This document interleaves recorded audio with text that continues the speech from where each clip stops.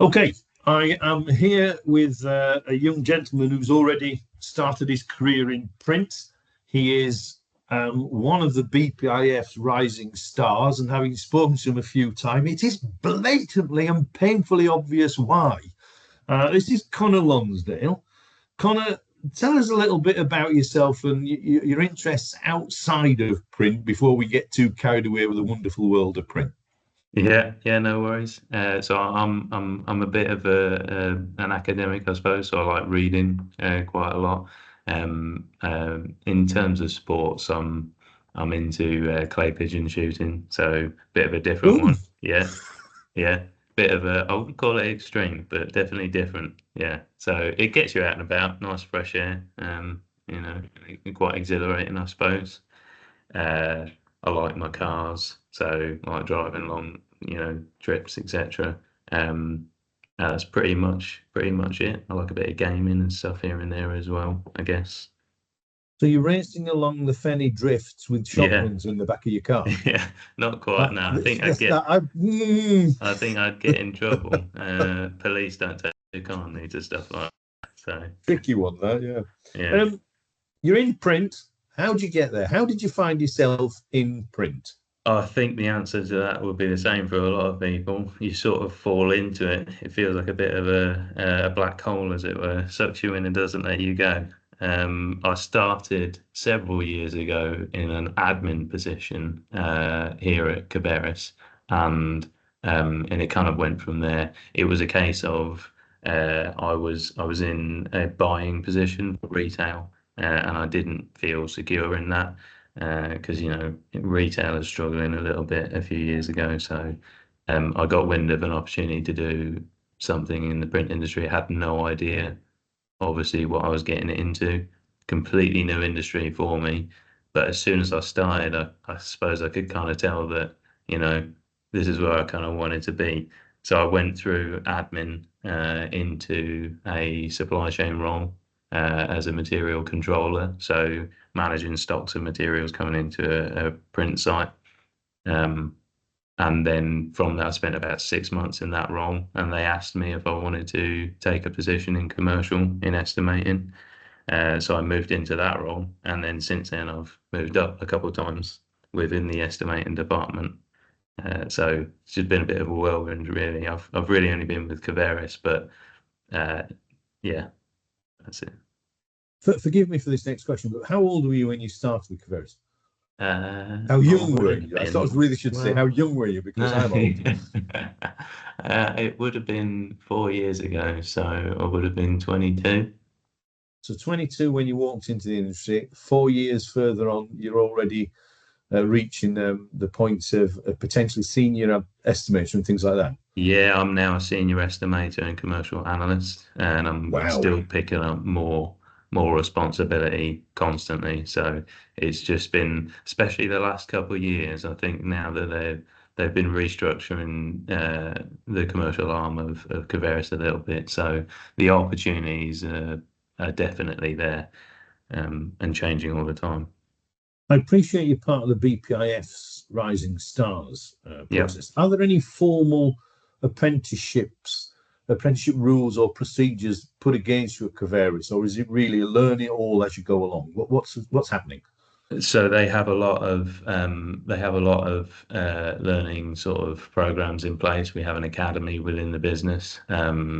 So in the way of opportunities for me, it's a case of I've pretty much given the green light for anything and everything that they can throw at me, and I'm being given opportunities all the time. So last year I went on several courses from project management to advanced Excel, and I'll pretty much pick up anything and everything. The last course I went on was a day in project management, and I was sat in there with senior management from across Coveris. So it was a bit, I felt a bit of fish out of water, but actually it was a brilliant day. So they've given me a lot of opportunities, and it's semi-formal with the academy in place, but there's also additional stuff that I pick up outside of that. And yeah, and obviously, well, Coveris offers out apprenticeships to across the business as well. So there are plenty of people in apprenticeships in our business too.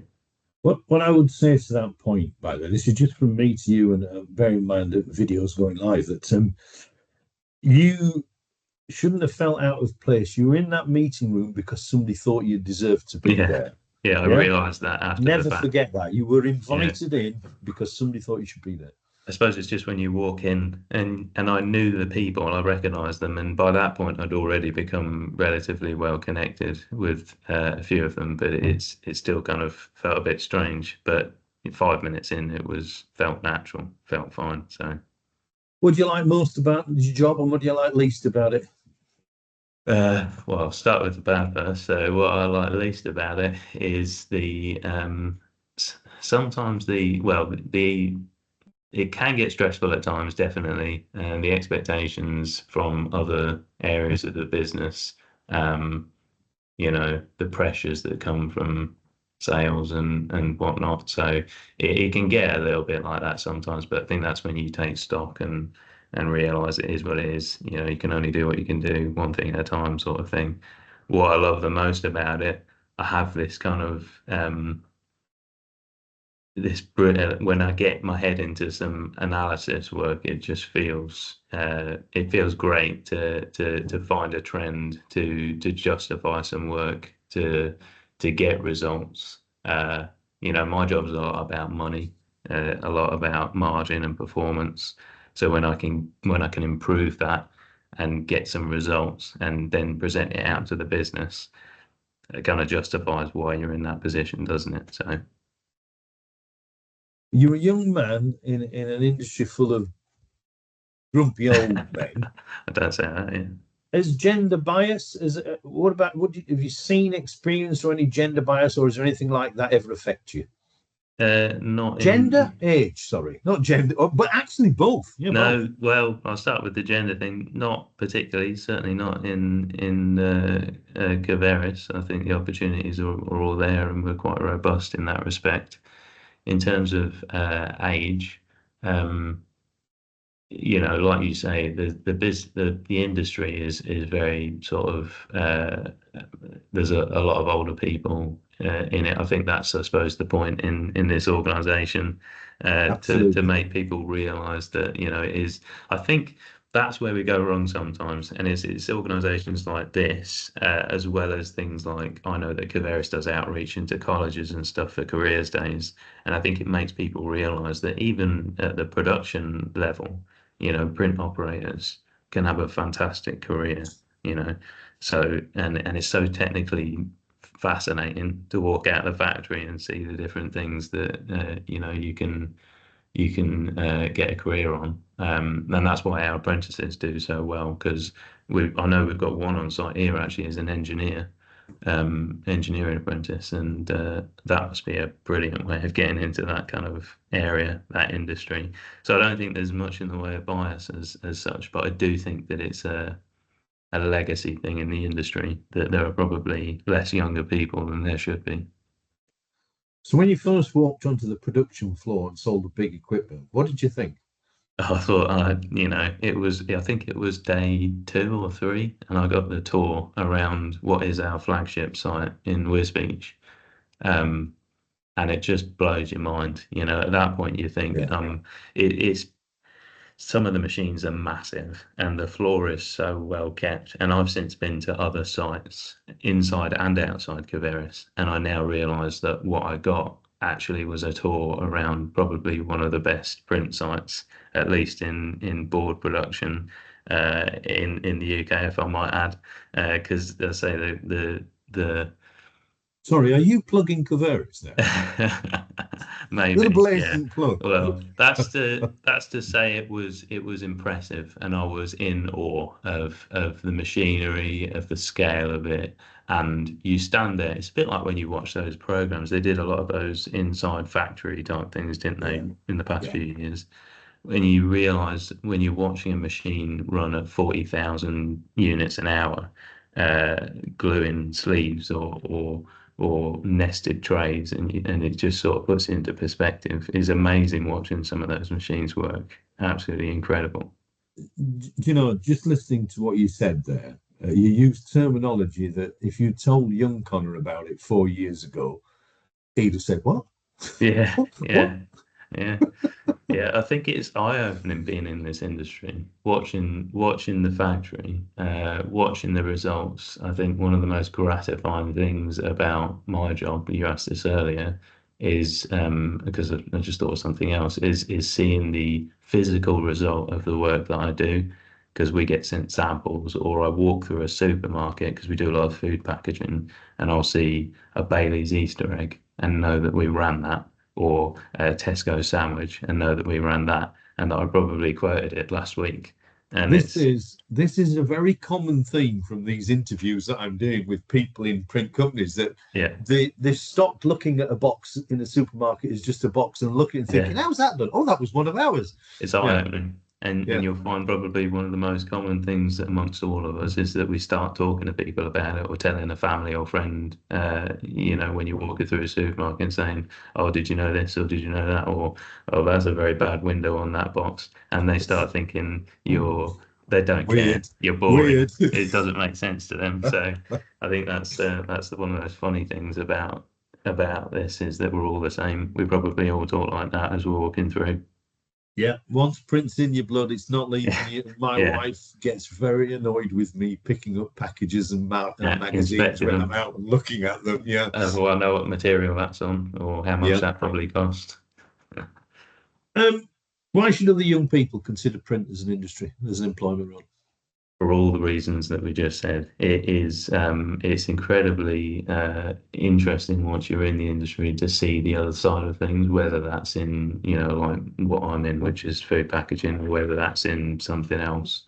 Um, and whether you're doing magazines or newsprint or whatever, seeing the end result is you can't then come out of it. I think when you see this side of it, I think it's an incredibly rewarding industry, and I think quite stable, especially in the sustainable side of things.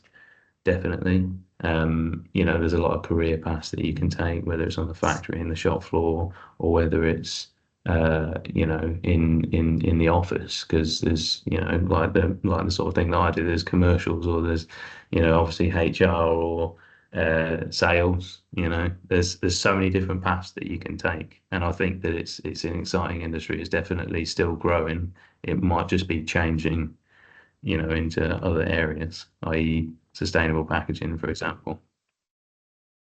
I saw a substrate the other day that's got seaweed in it, and that's Yeah. Oh, yeah. yeah, Well, good, good for the environment. Yeah. I don't know how much that we can, well, it's out there, so I suppose I can say, but we do run seaweed coated packaging for a company called Nopla, who are actually supplying the likes of Wimbledon and such with food packaging that is coated with seaweed to act as a barrier. So it's a crazy world in terms of new product development, and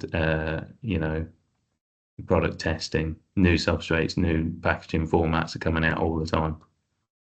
You've clearly got a lot to do and learned a lot and a lot of future. I'd like to thank you for taking time to talk and create this for young people. Did you enjoy this experience? Oh, massively. Yeah, yeah.